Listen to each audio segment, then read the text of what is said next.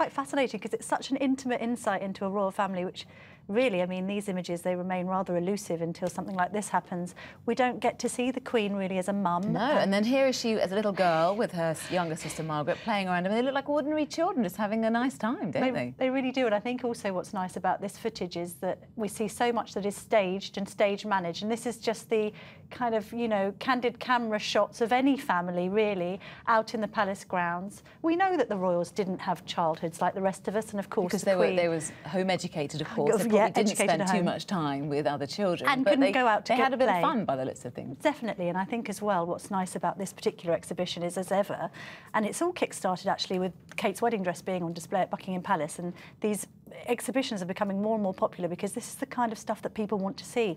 It's the treasures of the royal toy boxes. This is the Queen getting on her horse.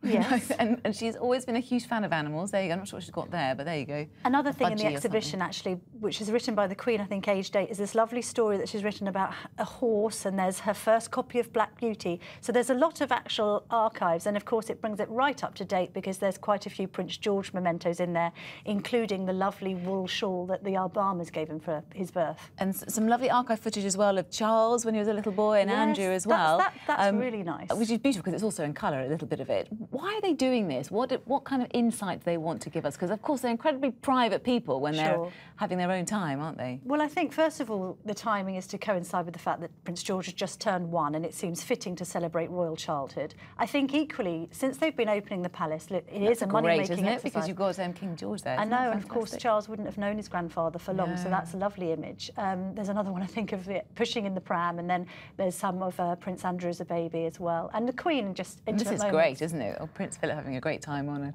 And also, I think Prince Philip as well had been portrayed somewhat as a cold father, especially with Prince Charles, and these images show him in a completely different light. I think as well the point of it really is to get people through the palace gates, and I think it will too.